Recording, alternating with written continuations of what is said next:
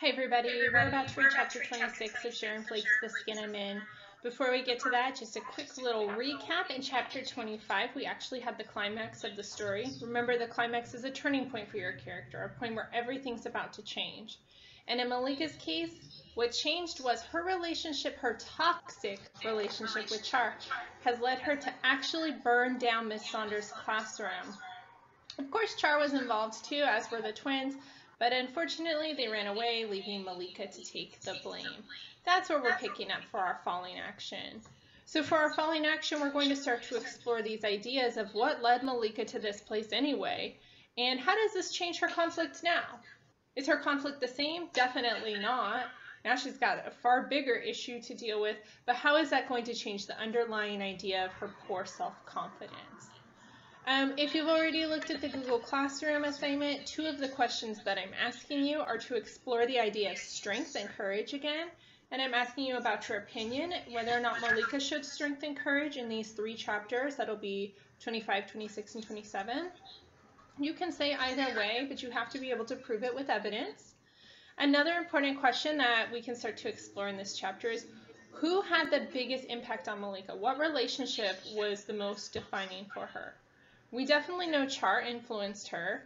That's the whole reason she's in this situation, but we can't really neglect Miss Saunders' influence on her. We'll continue to read about that. Her mom's influence on her, Caleb's influence on her, John. There's just too much to answer that quite yet, so let's go ahead and keep reading. But do be sure that you go over to Google Classroom and answer those questions before you submit your assignment. Okay, so pull up your copy of The Skin I'm In, find chapter 26, and get ready to read. Chapter 26. I can hardly get the key in the lock. My hands are shaking like crazy. I hold the key with my steady hand, but I still drop it. Miss Jackson, our neighbor, has a bunch of dogs that are barking like mad, growling like they want to come tear me to pieces. Where is that key? I scream in my head. My knee is still bleeding while I'm crawling around looking for the key. So she's really panicked. She wants to get in the house before anyone finds her. When Miss Jackson sticks her head out the window shushing them dogs, I keep real still as stone.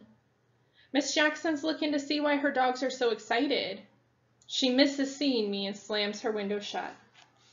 Them dogs know I'm here though. They start barking again, jumping against the fence like they're trying to knock it down and come for me. Them dogs would eat you alive if they could. I finally find the key, but then I drop it again. How am I going to explain this to Mama? Tell her I set fire to a classroom? Finally, I let myself inside. I take off my shoes, put them near the couch, then head upstairs real slow. But them old wooden steps, they talk. Every time I set foot on one, it tells on me. They creak like crazy. I want to pause here for a second. Of course, the stairs don't talk. That's personification, right? They're creaking. They're going, ee, ee, ee, ee. And what she's saying is they're telling on her because her mom is home. She doesn't want her mom to hear her come in. That's why she's going so slow and so soft. But every time she steps, she hears that creak. So the reader should feel very suspenseful right now. Kind of like that part in the movie where it's like, da-na, na-na, na-na. That's the way you should be feeling for Malika. So let's find out if she successfully sneaks past her mom or not. I put my foot down easy as a baby going down for a nap. I get 3 steps out of the way. 4, 5. Mama is still snoring. 9. I hear Mama turning over, talking in her sleep. 10. The last step, almost home free.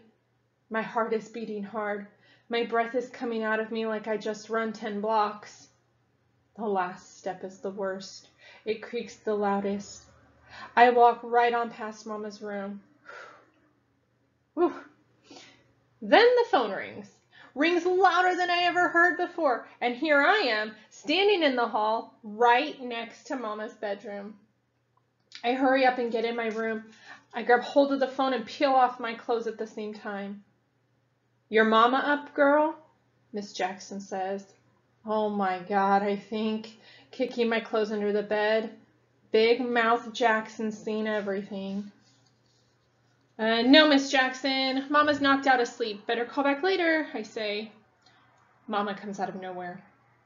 How am I going to sleep with all this racket? She says, scaring me so bad I almost dropped the phone. I swallow hard. Is that phone for me? Mama grabs the phone and starts fussing with Miss Jackson. Miss Jackson can't hear too good, so Mama is yelling. It sounds like Mama promised to take her to the doctor on her day off tomorrow. Miss Jackson's got the wrong day and wants Mama to take her this morning. But Mama tells her she's working today. They start to argue. Mama's talking to me and Miss Jackson at the same time. Turn over and go back to sleep, Mama says to me, fixing my covers. I turn over and promise God that if he gets me out of this mess, I will never do anything like this again. Mama starts to say something else to me, but she's too busy arguing with Miss Jackson.